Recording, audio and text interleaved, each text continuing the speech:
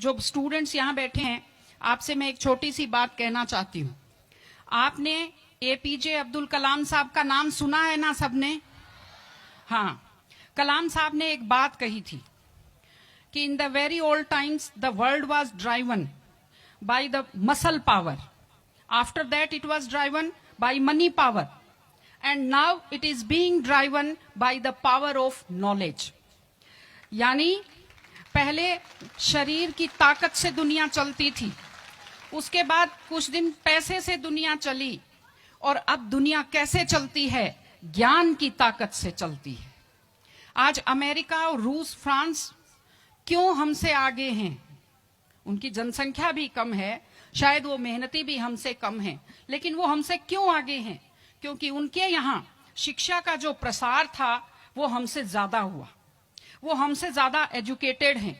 हम लोग प्राचीन काल में हमारे यहाँ बहुत अच्छी यूनिवर्सिटीज थी, नालंदा यूनिवर्सिटी थी, तक्षशिला यूनिवर्सिटी थी, लेकिन जब मध्यकाल आया तो हमने अंधविश्वासों पर ज्यादा ध्यान दिया, और जो नॉलेज था साइंस का उस पर हमने कम ध्यान दिया, इसलिए हम विश्व में पिछड़ गए। एसएसटी में आप लोग पढ़ते होंगे, 10th के बच्चे एसएसटी पढ़ते हैं, कि एक समय था जब वर्ल्ड की जो रिचेस्ट कंट्रीज थी वो रूस अमेरिका नहीं थी, वो इंडिया था और वो चाइना था। चीन और भारत विश्व के सबसे धनी देश थे, लेकिन हमने एजुकेशन पर ध्यान देना छोड़ा। उसका नतीजा ये निकला कि हम लोग गरीब हो गए, हम लोग पिछड़ गए, हम लोग कमजोर हो गए। इसलिए अगर आपको खुद को ताकतवर होना है और इस देश को ताकतवर बनाना है तो आप लोग शिक्षा पर ज्यादा से ज्यादा ध्यान दीजिए। हमारी बेटियां यहां बैठी हुई हैं, आप लोग बहुत खुश किस्मत हैं, आपकी किस्मत अच्छी है कि आपने इस जमाने में जन्म लिया है जब लड़कियों को स्कूल भेजा जाता है, जब लड़कियां बराबरी के अधिकार के साथ आत्मसम्मान से जिंदगी जी सकती हैं। मैं अभी सोफे पर अकेली बैठी हुई थी, फिर उसके बाद शिफा जी आए और फिर उसके बाद संतोष जी आए, तो हमें जगह हमारी बढ़ती गई। मैंने कहा भाई पुरुषों सिंहासन खाली करो, महिलाएं आती हैं।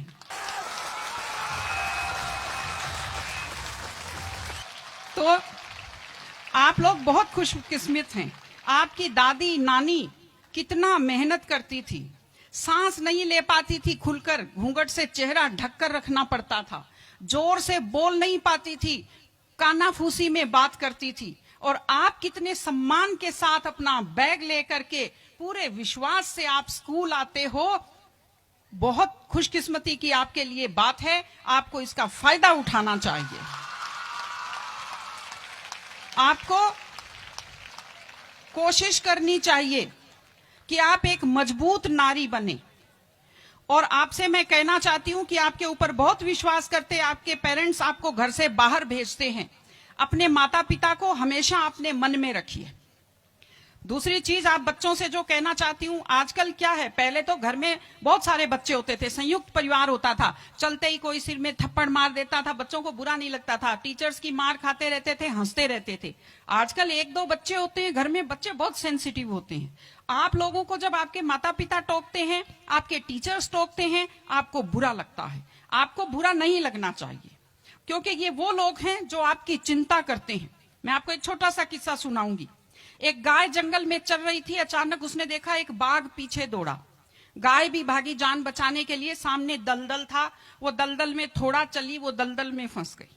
बाघ भी पीछा करता हुआ आया, वो भी दलदल में फंस गया, लेकिन गाय से थोड़ी दूरी पर था, चल नहीं पाया। तो गाय हंसी और उसने बाघ से कहा, बाघ तू तो गया, तू मरेगा। तो बाघ ने कहा, तुम क्या हंस रही हो, तुम भी तो मरोगी दलदल में। उसने कहा, मैं नहीं मरूंगी, देखना। शाम को जब मालिक ने देखा गाय नहीं आई, वो 2-4 लोगों को लेकर आया। जब देखा गाय दलदल में फंसी हुई है, वो रस्से लाया, लकड़ी लाया और गाय को निकालकर बाहर किया। तो गाय ने बाघ को कहा, बाघ तुझे कोई नहीं निकालेगा, मैंने कहा था ना, जिसको संभालने वाले होते हैं वो दलदल में फंसकर नहीं मरता। आपके जो टीचर्स हैं, आपके टीचर्स और आपके पेरेंट्स आपको संभालने वाले हैं। अगर आप उनकी बात मानेंगे, आप डांट के पीछे छुपी हुई उनकी चिंता को आप समझेंगे तो आप बुराइयों के और गलतियों के दलदल में कभी नहीं फंसेंगे।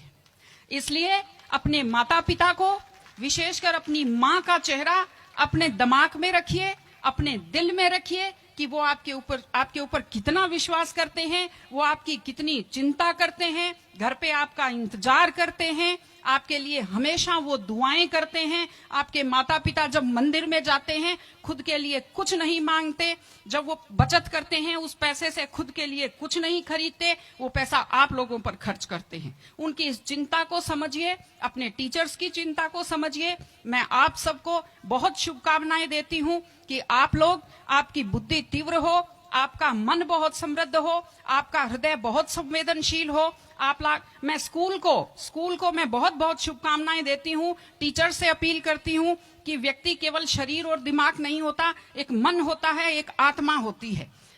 माइंड जो है, mind is sharpened by the knowledge and information.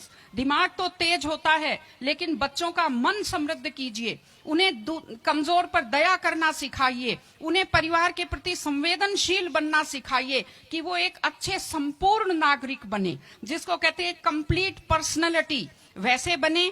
मैं स्कूल को, आप सब बच्चों को, आपको ढेर सारी शुभकामनाएं देती हूं। आप अच्छे व्यक्तित्व बने, आप अच्छे नागरिक बने, एक मजबूत परिवार का, मजबूत देश का और एक अच्छे समाज का आप निर्माण करें।